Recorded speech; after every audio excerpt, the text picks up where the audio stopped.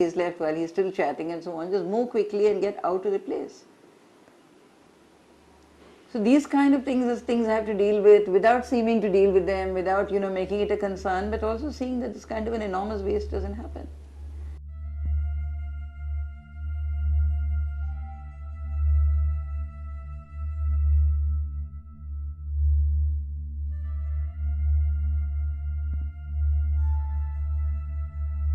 He was such an excellent person.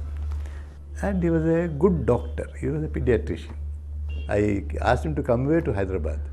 Then he smiled and said, after all, I treat policemen's children. Why will they come and kill me? They just killed him.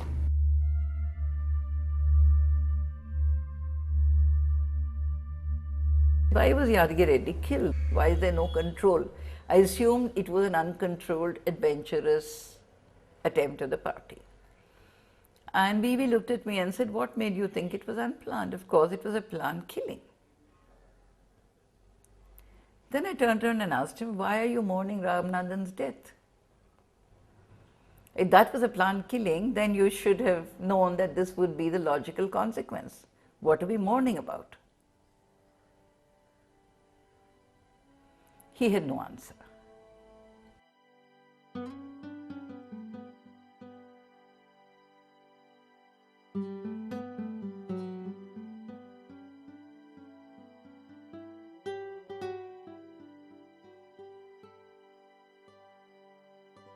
At one point of time, more than half the executive committee members, state executive, were in jails.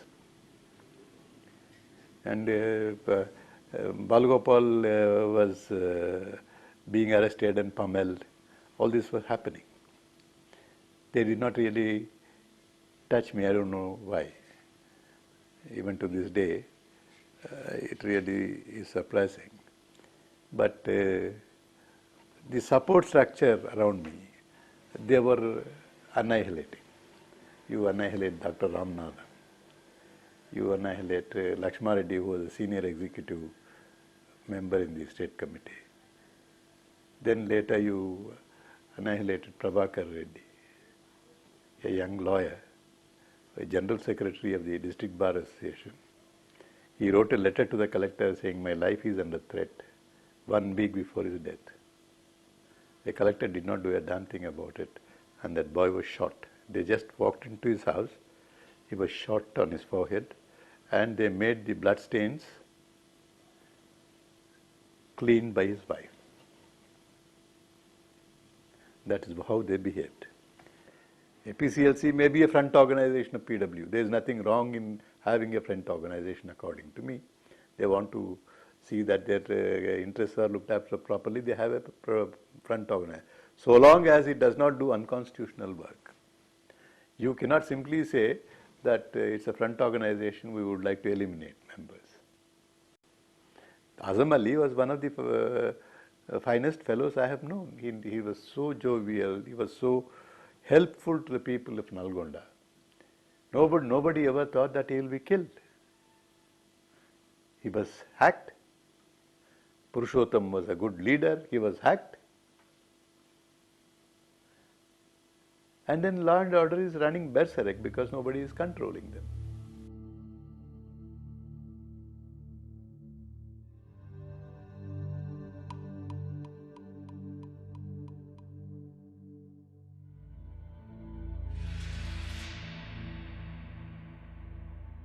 It was so terrible. I used to sit and I never used to go on work to Delhi for more than 1 day. I used to get back immediately. I was afraid of leaving to any place because something may happen here. That fear was there for me. And that fear also was partly responsible for my not taking up any work in the Supreme Court. That fear that something may happen in my state. Some young friend of mine will be done to death, or some carnage will take place. When you are committed to human rights work, it is not some sort of we were doing part-time, but it was not a pastime for us. Yeah. We meant business. We wanted to stop this. We wanted to stem this rot.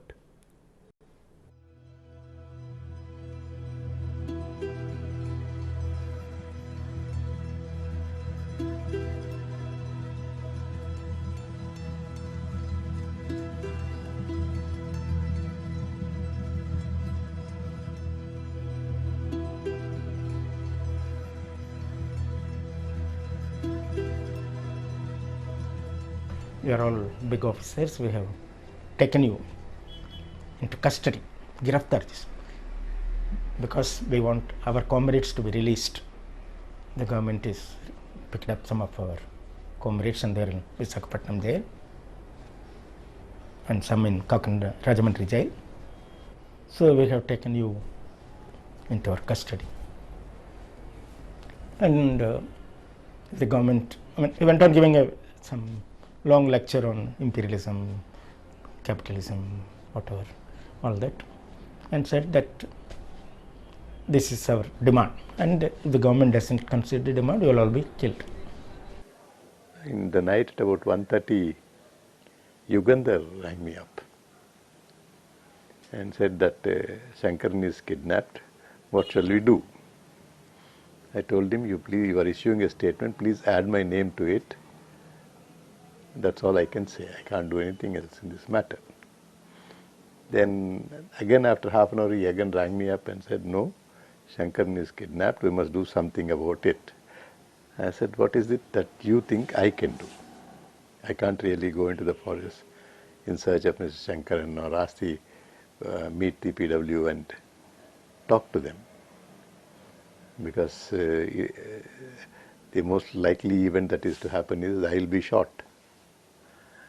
And I cannot as a citizen interfere in these things because it's a matter which the state should look after and I have no place in it.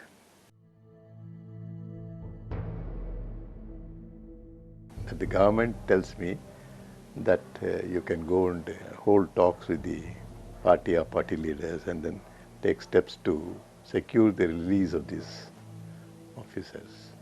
If they give such letter, on the strength of that letter I can go. But then NTR was not willing to give that permission. And I was very stubborn.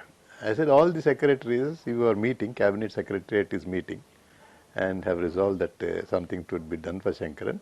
All of you sign a letter and give it to me. They have that transistor radio, that's the main communication they get from outside. So as soon as they switch on the radio for the news, so we're all listening, sitting together. So the news, first news headline itself was 6 IAS officers kidnapped or something, 8 IAS officers kidnapped in Andhra Pradesh or something. Then they said, at that time Chidambaram was Minister for Delhi, Minister of State for Home. He announced that commando force was being sent and something like that was first headline news. Then they started getting excited. They said, commando force will come and kill us. I don't know how they thought like that. Then they said, no point in hanging on to you people. We'll finish you off and then we'll also go away. We don't want to wait for the commando force to come and kill us. Then really at that moment it's about dark, about 7:30 in the second day night. So they separated 3 of us. They knew by that time who was senior or who were younger, and myself, that Shastri, district collector, and Manohar Prasad. 3 of us, they made us sit in front. Others were asked to keep a little away. They went and had a hush talk. Then this Kanakaya and one more, they came to me and said, we have decided to finish 3 of you. And that's all. Then we really didn't know what to do because this, and they were pointing their rifles at us. Then of course, frankly in a way I was a little worried, but I was not unduly worried. So I just told them that okay, finish off, you don't have to go on telling that you are going to finish off. But only be sure that if you do it, I will you call yourself terrorists. You don't call yourself Naxalites or People's War. We have not called the commando force. We didn't send any message or anything. You must understand that the state will react in a particular way when top officers of state are kidnapped. If you don't have that much understanding, I don't know what to do with your political understanding.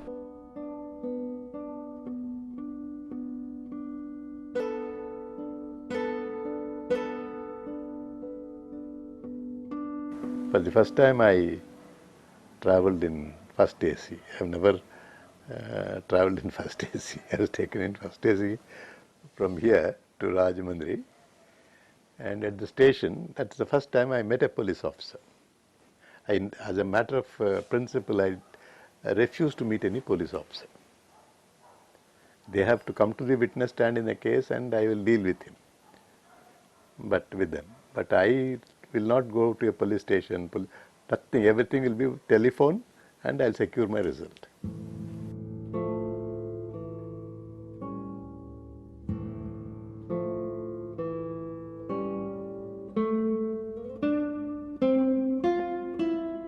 Then I went and talked to these people. Then these boys had some doubt that I was forced by the police to come there. So it took nearly 15 to 20 minutes to convince them that out of my own free will, I am visiting them and I am taking them with me for purpose of this release of the hostages. So by that time it was evening. We were walking and resting, again walking. Evening we sat on a hill, small hill plateau. They were singing songs. We also joined in some songs. The sun was setting. It was like almost a revolutionary cinema scene. All of us on the top of the hill and the sun setting, songs being sung. And they were getting some news through couriers. So suddenly some courier came and said that some people are coming. Mr. Kannabiran is coming.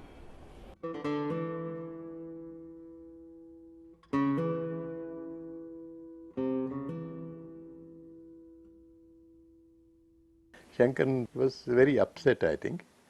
He quickly got into the car and said, let's go. But then the boys told me that you must give us some time to disappear in the forest. Otherwise they'll shoot us here itself. So I said, all right, that is part of the deal. So I took him to the guest house and said, let's eat here and go. Shankar was not willing to even eat. I said, sorry, I'm a diabetic. I'll have to eat and go. Let us eat and proceed. So all the people were fed who came with us, policemen and others, they all were fed. And it took about 10-15 minutes. And then we went away. Then we came back, and then there were a lot of explanations to offer in our own committee, because this is a very peculiar situation where a human rights activist intervenes, and instead of putting the state to difficulties, you intervene and save the state's situations, save the situation for the state. So I remember Kodan coming here and saying, supposing a police officer is kidnapped, will you go to his rescue? That was the first question that was put to me on that next day morning. Then I said, of course, I might, depending on which police officer is kidnapped. మేము ఆ గుర్తేడు అవుతున్నప్పుడు నేను ఫారెస్ట్లో ఉన్నాను.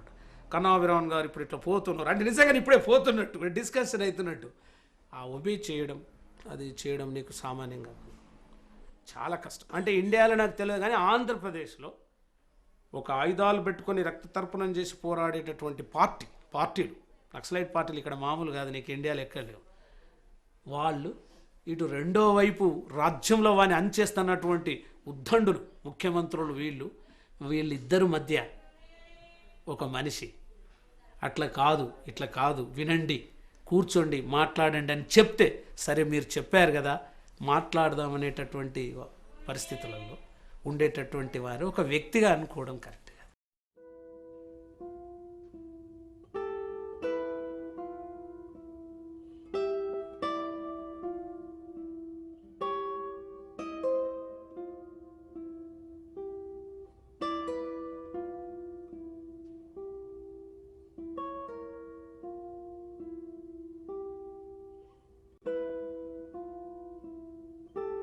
They had kidnapped some 12 policemen in Karimnagar. So the police department was saying, if a single policeman is touched, then there will be no Valgopal tomorrow. Finished. It is as simple as that. Then these people got terrified. I came here. Then I said, all right, allow me to go back. Then I went to some of my friends in the secretariat, who retired or working. I told them as to what exactly the government wants to do. And the message that came was terrifying. They said no. They have told the Chief Minister also, NTR also. Now NTR also cannot intervene in this matter. They have told him that if a single policeman is touched, then they will kill Balgopal. So the only way to save him is to send a message to that Naxalite leaders or leader who have kidnapped him, not to harm him. So the message was sent, because Varvara was here and others were here. The message was sent, and then they released the 11-12 policemen and they released Balgopal.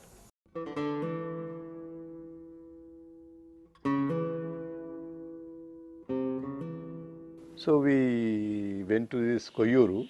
Hargopal came with me. And we went there to the forest town, and Arjun Rao, for the first time, sitting there, he thought that if he goes there, they will come with their AK-47 and put the AK-47 on the table and talk to them. It does not happen that way. It is a very painful process of getting at them and talking to them and coming back. They won't come to you. Hargopal was picked up from that side, and I was picked up from this side by 2 motorcycles and said, come. And we talked to them, and I said that a woman is on hunger strike. I say, her husband is a diabetic, I believe, and you have brought him. Why do you want to kidnap this poor fellow? So that fellow said, sir, vaadu pedda donga sir vaadu. Vaadu diabetic vaani moskopotunnam mem vaadi nadavnivadam kuda ledu. పోయి కిందికి పోయి మేము మందులు తీసుకొని ఇస్తున్నాం వాడికి ఏ మందులు prescribe చేసినారో అవంతా ఇస్తున్నాము. వీడు 75,000 రూపాయలు తీసుకొని రోడ్ వేసిన అని చెప్పినాడు సార్. ఎక్కడా రోడ్ వేయలేదు వీడు, వీడిని కాల్చిపారేయాలి అసలు. That's what they told us. Then anyway we had discussions with them, and then I said, this is not fair on your part to do this. You must release them unconditionally. Don't expect this Kranti Ranadeep to be released, or so that you can take him and all that. I am not part of the bargain.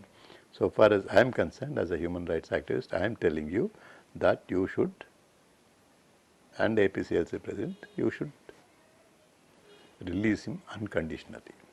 Both the sides took a very strong line. I mean, the squad saying police should be withdrawn 5 kilometers. Then only they will come for talks. And the police said under no condition they will withdraw the police. And the IAS officers who were sent for negotiations were not able to convince the police. And there was a deadlock. Kanna said, we will now address a letter to the Chief Minister and also to the party. I thought that was a master stroke on part of Kanna. Now he said, we will take the issue to public. It's no longer an issue between the police and the hostages or the movement, but it's also an issue between the Civil Liberties movement and the people. Maybe that debate and what we initiated after, in the course of, the kidnap was ultimately responsible for the People's War and other Naxalites group to give up kidnap as a form of, later there were no kidnaps. Finally, they almost took a policy decision not to kidnap anybody.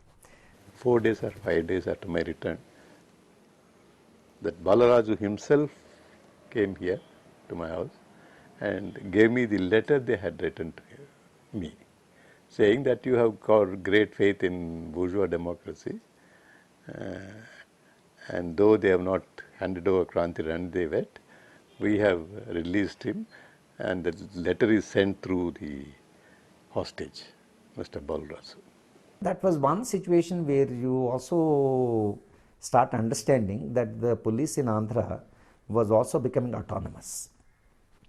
In the sense, if they started arguing with their own political masters, it was not desirable to release, knowing fully well that political masters already committed. So that shows that, it's not that totally they are going by the political governance, but they have now acquired a certain degree of autonomy. That autonomy, which we have seen in the Koyur kidnap, has now gone to a stage where they may not now listen to any minister. And in all private discussions, several ministers are saying this also, that they don't listen to us. Previously, I remember occasions when a district judge came, the police superintendent of police of the district will go and open his door. Now police say no, SP is equal to district judge and DIG is superior to district judge, and all this kind of thing. This is the sort of talk that one hears about. And all the police forces have become paramilitary forces. They have at their disposal paramilitary forces. You have here superintendent of police saying, you kill Naxalites, we will not prosecute you. Now today they thinking that he has finished Naxalites. He goes to Vijayawada and says there, you kill rowdies, we will be with you. And the other day in the Teja, that snippet, if you must ask that fellow. He calls the TV, summons the rowdies, and goes on stamping on their bare feet. And it is shown in the TV. It was intended to be shown in the TV. If they could become so brazen in their misuse of power, there is radically something wrong in this state, in all these states. How are you going to deal with these problems? How do you restore democracy without restructuring the administrative system which eliminates every possibility of impunity?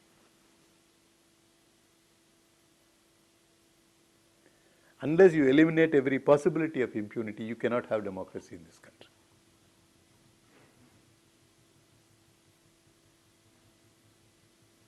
And human rights is all about democracy. It's not some great philosophy of revolution.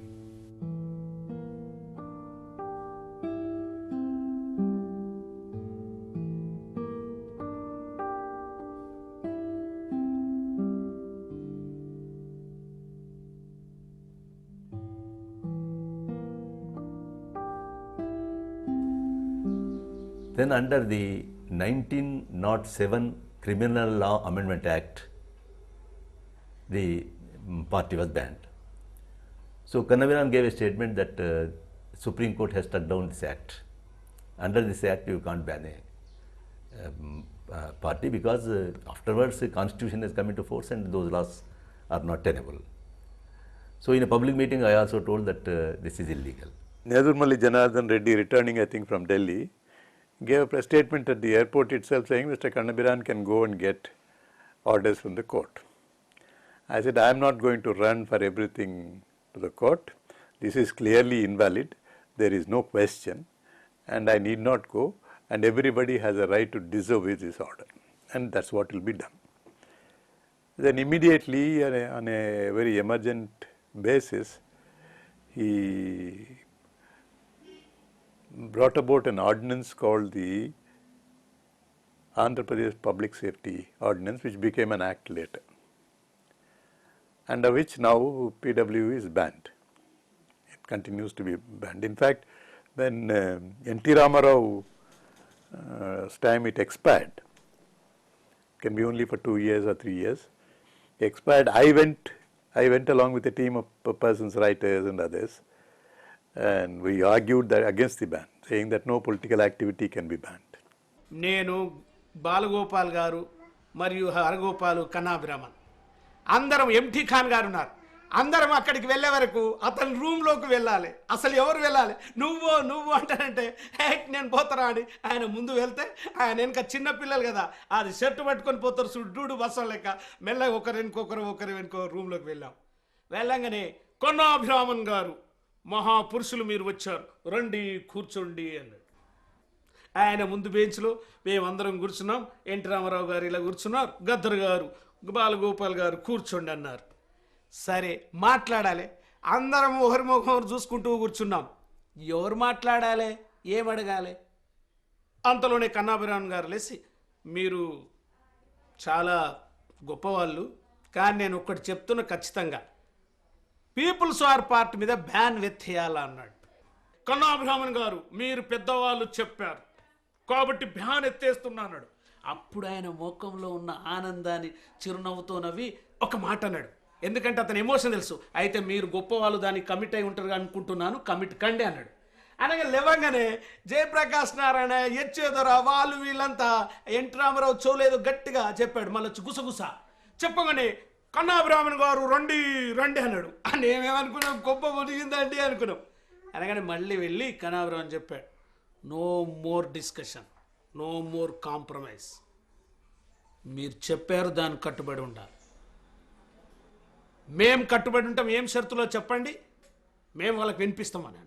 I think that when you look at the civil liberties movement, they basically looked at only political and civil rights. And they felt that always civil liberties means to look at the repression of the state, and they were not refusing to look at anything else. That personal rights, that human rights, that personal liberty expands far beyond the public domain, into the family, into the private domain, into relationships between people, was something that was beyond the understanding of these people. And I think it has been the women's movement, it has been feminist perspectives that have expanded the whole definition of human rights, expanded the whole scope of human rights. I mean, when we started talking about the indivisibility of human rights and say you can't separate it to the private and public domain. But when in the APCLC, India did a study to show that dowry deaths far exceeded the number of encounter deaths in the state. Year by year, she did a study, collected statistics and put it down. And held a convention, I mean their APCLC convention that year was on dowry deaths and, women's rights. They were shocked, these women were shocked to find that the men behaved as if it's some domestic matter. It was almost a kitchen issue that they didn't want to take part in. But the women were thrilled, they were enthused, they came in large numbers. But I think that this is what has happened, that slowly as a result of what has been happening outside, what we've been writing and thinking and talking about outside, the questions we've been raising in person to different leaders, to people like Kanna, and as a result, Kanna raising it outside. Our talking on other platforms, see, that visibility has changed the environment. I had a few Dalit students, I was then teaching in a university, who were of course friendly with us and appreciative of what we were doing. But pointedly they used to ask, sir, is it a human rights violation only if somebody is killed in a police lockup, but not if he is banished from the village saying you are untouchable? Is it not a human rights violation? I still remember answering that in that case you are being banished by another citizen. It's between two citizens and you can approach the law. Whereas when the state itself oppresses someone, there is no recourse, practically no recourse in the law, and therefore we are not concerned about untouchability as a human rights issue. That was the answer we gave, I myself gave, until 1985. 1985, July 17th, there was a major incident in what is today Prakasham district, a village called Karamchedu. Now we went into Karamchedu and started defending the rights of the Dalits as against the landlords, where state was not directly involved, but state was only an indirect party. But then when we entered the relationships of a landlord and agricultural laborer or upper caste and the Dalits, and later when we started taking the question of dowry death, the factional violence and all that, I think without even our knowledge, we were getting into a larger terrain than the one which brought us into being, in the wake of Naxalite movement. So once we say that torture is wrong, it is impossible for civil rights movement to say torture of Naxalites is wrong. You have to say torture is wrong. Once you say torture is wrong, you have to look at who else is being tortured. So we had to look. In the beginning, police used to make fun of us. That look, when you come to a police station asking for the release or to somebody to be produced in court who happens to be a radical, he is in the lockup. There are 10 more people in the lockup along with him. Why don't you talk about them? Police, of course, were not interested that we should talk about them. They were interested in exposing our one-sidedness. But we learnt a lesson from that. So we started saying that torture is wrong. Now, if torture is wrong, then you have to answer many more questions, because you are saying torture not only of a political revolutionary, but also of a criminal is wrong. Then you have to answer for yourself what is crime, what is civil rights movement's understanding of crime. Is it the same thing as that of the system, or do you have a different understanding? Can you be satisfied with a totally subversive understanding that can you say that all crime is protest? Obviously it is not. There is some crime which even ordinary people don't like, so one has to formulate a notion of crime. So the movement started expanding. Well, Kanna and I have had bitter fights through the years, bitter political fights. It's very odd, we didn't have personal differences. But all the time we had these fights about almost every other political issue. It has been about the political violence of the parties. I've been saying, how can you say this is only counter-violence? How do you build accountability While you can challenge state violence, while you can challenge state repression, if women have a hope in the revolution, don't we have a right to say this should be your agenda, this should be your perspective? From a human rights point of view, situations where one had to address these movements started coming up again and again. Arbitrary actions, calling somebody an informer without much of a reason, going to a house to kill somebody or beat up somebody, finding him not there, finding his brother, beating up that fellow and killing him, wantonly, knowingly, and so on and so forth. Targeting also poor people who may have become agents of the landlords because they don't have anything to eat, not differentiating between the way you have to deal with such a person and with the landlord himself, not making a differentiation. Number of problems did come up. So one was finding it difficult to avoid addressing these movements. So one issue that came up is, do we address them? If so, how? Time and again in the APCL's executive this was coming up. That is, should we confine ourselves to state violence, criticism of state violence and then action against state violence, or should we also condemn violence of political parties? Basically it was PW. You can't condemn PW violence. PW violence is something which does not deal with human rights, and so it cannot be condemned. On this we had several attempts were made to bring about this even when I was the president, and I did not allow them to raise this debate because I used to tell them that it has to be done, because you can't go about killing people in large numbers and say we can't criticize them. We have got to criticize them because they are operating in public sphere. We can't go and secretly tell them. We have got to tell them publicly because they are operating, they are doing their killings in public sphere, justifying them also. See, everybody, if any and everybody says, they may not accept.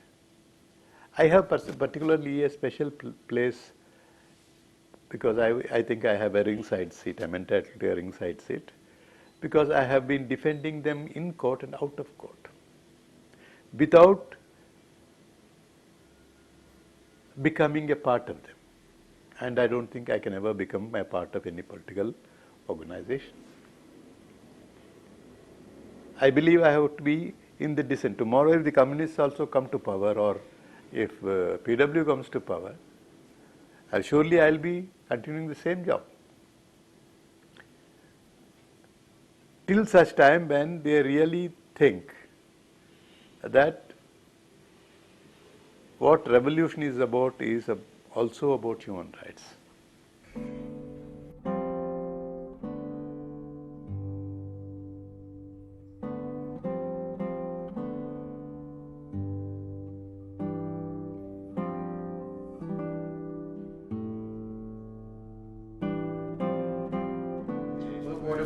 సంతోషిద్దాం అంటాం, చెప్పనంతా సంతోషిద్దాం.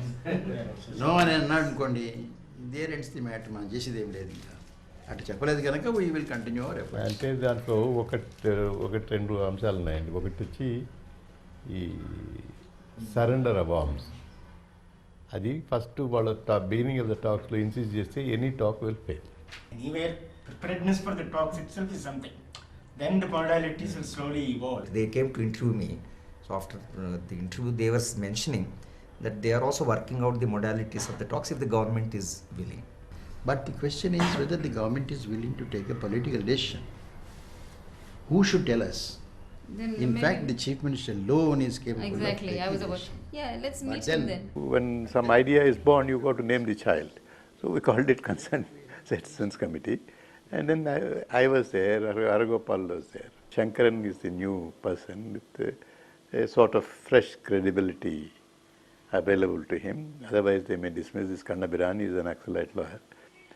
So we formed this body. Then we had a conference with Chandrababu Naidu as Concerned Citizen Committee. We had a frank discussion and we said that unless you stop encounters, the police administration will not spruce up. So if you want to spruce the police administration, you should ask them to stop encounter killings and start investigating honestly. Because what is happening is they are not able to investigate now, they would like to kill. Because that is the easier task. And also if you kill Naxalites, you get money. Alive or dead, 5 lakhs, 3 lakhs, 2 lakhs. You get money. మేమిద్దరం కలిసిపోయినాం. పోయేసేసి public garden అది assembly hall అక్కడ పోగానే అన్నాడు, రే ఈ assembly hall ఇది చట్టం రా, ఇది అంత ఇక్కడ చట్టాలు తయారు చేసి నా కొడుకులు మా నన్ను ఎత్తిన కొడతారు అంటాడు. అంతలోనే గుర్రాలు వచ్చినాయి, గుర్రాలు వచ్చి తిరుగుతున్నాయి. ఎస్బీ వాళ్ళు వచ్చిండ్రు, వీళ్ళు వచ్చారు, అంటే ఈయన వచ్చిండు మేము వచ్చినామని. అదంత రే ఇప్పుడు గుర్రాలు వచ్చినాయి, కొంచెం సేపు అయినాక గాడిదలు వస్తాయి రా అన్నాడు. అంతలోనే డర్రమని సౌండ్ అనుకుంటా చీఫ్ మినిస్టర్ గారిది వచ్చింది, చంద్రబాబు నాయుడు. అక్కడికి వెళ్ళి పోగానే మేము ఇద్దరం పోయినాం. పోయేసేసేసి అక్కడ చీఫ్ మినిస్టర్ గారు ఇప్పుడు వస్తున్నారా అంటే అన్నారు. గద్దర్ గారు మీ ఆరోగ్యం ఎలా ఉంది అన్నాడు. అంటే పర్లేదండి అన్న. ఆ బుల్లెట్ సంగతి ఏంది అన్నాడు. అట్లనే ఉన్నదన్న. మీరు చెప్పండి, నేను అమెరికాకు పంపించి ఆ బుల్లెట్ తీపిస్తా అన్నాడు. అనగానే బాగుంది వే, మీరే కాలుస్తారు, మీరే బుల్లెట్ తీస్తారా అన్నాడు. అని అదేమైంది ఆ ఎంక్వైరీ కమిషను, మీ ఎంక్వైరీ కమిషన్ పోయింది. కన్నాభిరామన్ గారు మీరు లాయర్లు, మీతో ఎక్కడ మాట్లాడగలం, ఏడ గెలవగలం పోతుందని ఒక మాట చెప్పాడు. తాను రాసుకున్న చట్టాన్ని తాను వయలేట్ చేయడమే fascism. Mister Naidu, out of my experiences I'm telling. నువ్వు రాసుకున్న చట్టాన్ని నువ్వు ఇంప్లిమెంట్ చేయమంటుంటే చేయఎందుకయ్యా నాకు అర్థం కాదు. ఇది ఎప్పుడైతే నువ్వు వయలేట్ చేస్తావో, ప్రపంచ చరిత్ర చదువుకో, వరల్డ్ హిస్టరీ చదువుకో, అక్కడనే మహానుభావులందరూ పతనం అయిపోయారు. But Chief Minister in the 1998 April discussions, he distinguished between what is called fake encounter, that is where the encounter is not real, and the real encounter. Because when the Naxalite gun and the police face to face, both are having guns, there could be some casualties encounter. But he said that there will be nothing called fake encounter, he will stop anything called fake encounter. These things will stop. He did give an assurance in 98. Similarly, the People's War people also told us they attach great value to human life. They are not, in fact they even said that they are not for violence, but they are forced to take to arms because of the violence by the state. So if the state stops its encounters and its harassment, they will also stop the violence, because theirs is only a response. I mean, they say they didn't say they will stop, it will automatically stop. I mean, that sort of a logic they were saying. But then the state didn't keep its word, nor did, in a way, people also did not keep their word. 99 end, I think those famous encounter took place in which those two top leaders were also killed, Nalla Adi Reddy and Santosh Reddy. So that brought about a complete change in the party's attitude, because then they finished for the Home Minister Madhav Reddy in February 2000, I think, February or March 2000.